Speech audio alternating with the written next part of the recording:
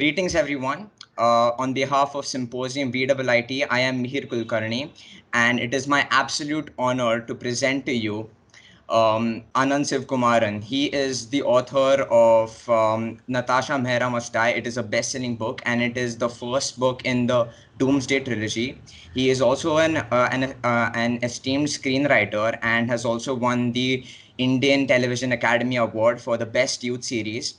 It is an absolute honor to present you, sir, and welcome to SimMeet. Hi, good to meet you guys. Yes. So, sir, the thing is, SimMeet was an initiative taken by Symposium during this lockdown period because we didn't want us to be adept of like without entertainment, knowledge, or any kind of productivity. So that is why we are taking the SimMeet. And so the first question I want to ask you is that during this period of lockdown and uncertainty, have you taken on any different old hobbies or old passions and started to do something new for yourself? So, yeah, I've actually been experimenting with telling stories live, Yeah. something I do as an event at venues like social and things like that. But Mm-hmm. I started doing it on Instagram through Insta Lives, and Yeah. now actually over the period of lockdown, it's actually become bigger and bigger. And now we are since the last 2 weeks, I've been doing it with Little Black Book on Zoom. And it's becoming a fairly big event on its own. So yeah, that's one big thing that's taken off. Yeah, I've seen some of your videos, sir, on your YouTube channel, Crocktails, and what you have, the talent is unbelievable. It's really good.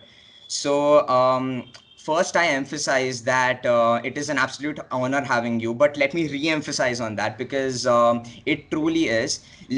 If I'm not wrong, you have done engineering before. You are a chemical engineer, and it is an absolute inspiration not only for us here at Symposium but all the engineers across India, because you make us like your career and success makes us believe that even after our technical course we can pursue our aspirations and interests even after that. So my question to you is, so how did you get on with this drastic career change and what was the process like? So, to be honest, I've always been writing and telling stories and all, but Mm-hmm. we're talking about way back in life. We're talking about the late 80s, at Mm-hmm. which there was no real, there was no satellite television. Films was a very small medium. Indian writing in the form of books was very limited. So there Mm-hmm. were opportunities to take it up. Okay. So one had to go a more conventional route. So yeah, I was interested in science. I did pretty well in school, college. So I went into IIT.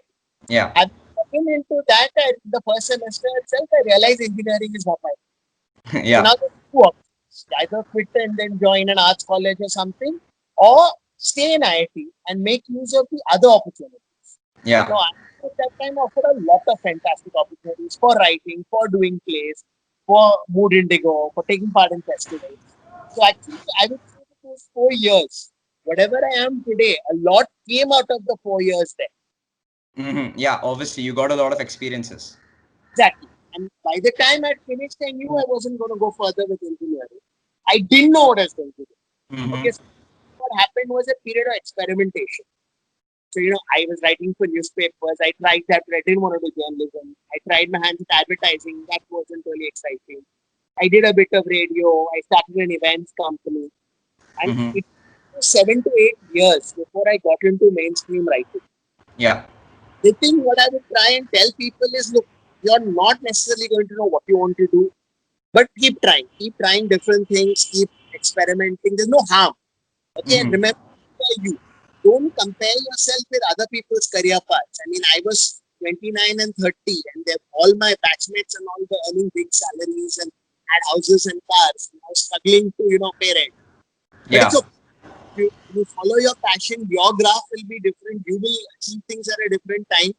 Stick to your guns and follow your heart. Yeah. That is absolutely inspirational because I bet many engineers even today are having these issues or doubts in their mind, and you're an absolute inspiration for them. So Dentists who have changed their career, doctors who change their career. yeah, but like anyway, it's really nice.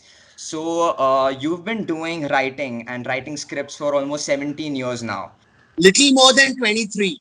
Oh, that is even better, sir. So your portfolio extends from movies to TV shows, movies like Kalyug and many, many TV shows. So obviously, these two mediums, movies and TV shows, are a lot different. So what is the difference between the writing processes for these two mediums? In a sense, let me put it this way: everything is storytelling. Yeah. Okay, whether it's a book, whether it's a movie, whether it's a television show, whether it's a web series. The Mm-hmm. basics are the same. Yeah. Basics. There's a beginning, middle, end. You have characters, and you have to emotionally involve the audience with your characters and their conflicts and their motivations and their goals. Yeah. Now, within that, yes, television by its very nature, you have to drag the story out over 100, 200,000 episodes. Movie, you have to finish it off in 2 hours. Web series, let's say you have 8 to 10 hours. Mm-hmm. So that's the only difference, but the basic skills and the craft is the same. What you have to be conscious of is that how much more material. So in a film, actually, you're trying to keep it as precise and crisp as possible. Yeah. A web series, you can add. In TV, on the other hand, you're actually trying not to really go anywhere.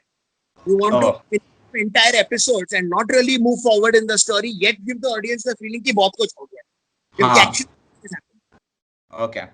So let me get off and talk about your absolute amazing talent for spontaneous storytelling. So you're doing this like meets and like other activities where people give you words, like some words, and then you craft a story around these words.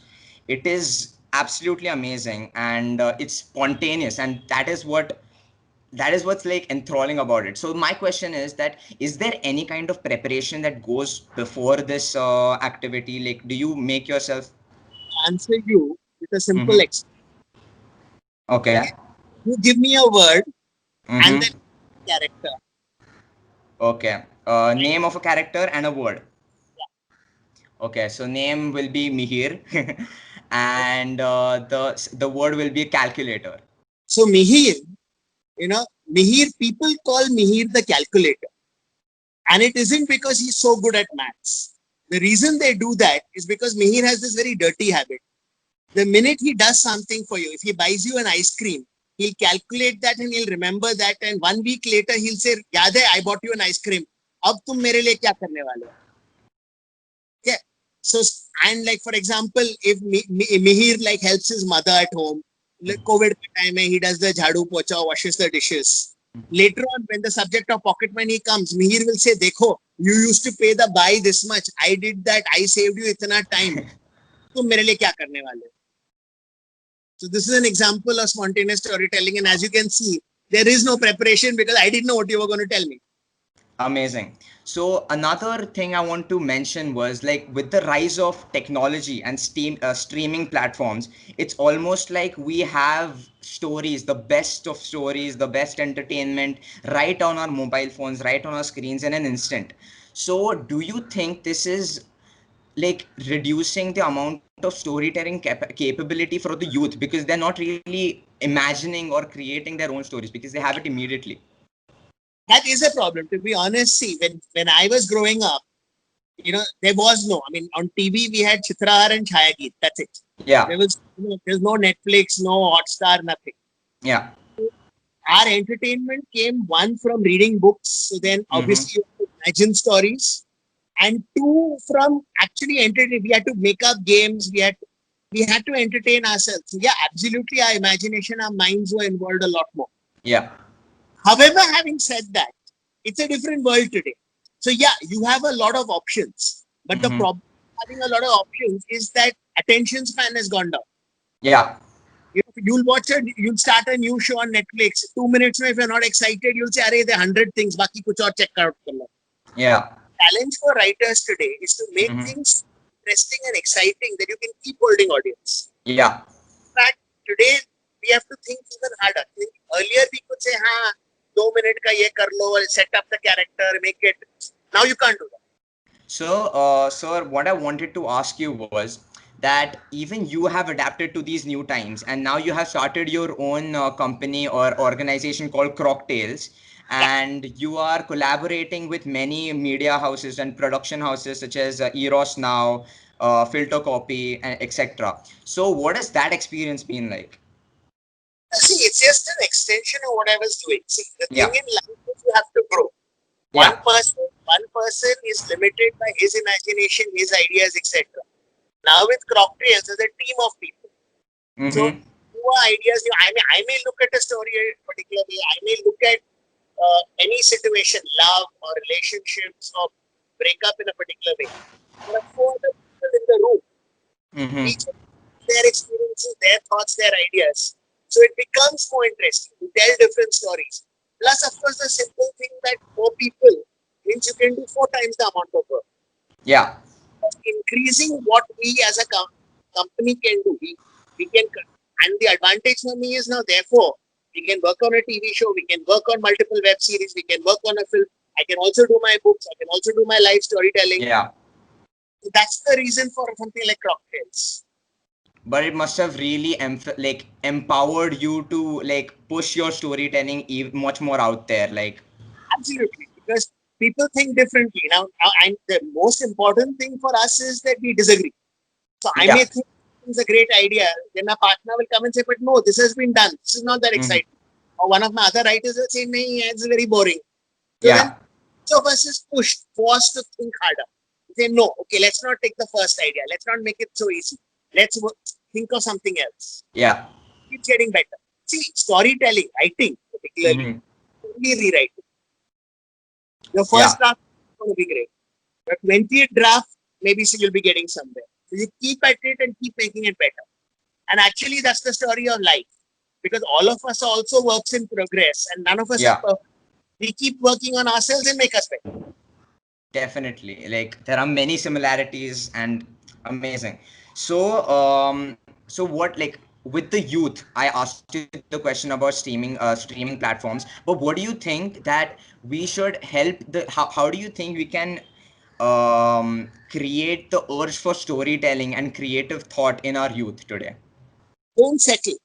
See, the more demanding you are, and it's good to be demanding. Yeah.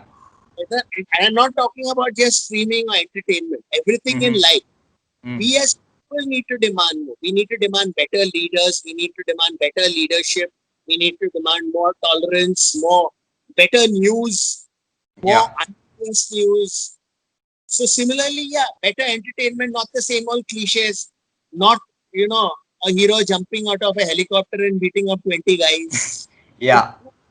The more we see, if we set our standards high, we say, no, I am getting to see international stuff, which is fantastic.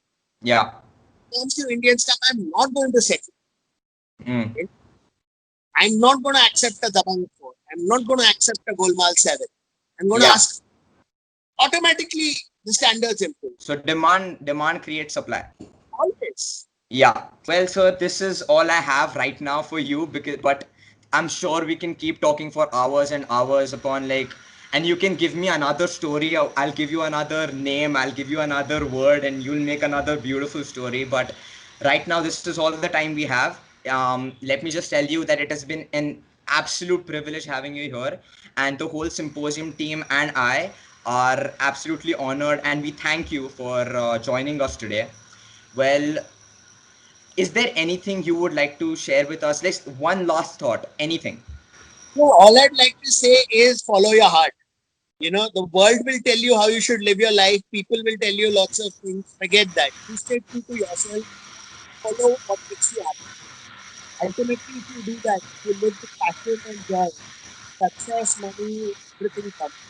Just follow your Well, great thought. Thank you, sir.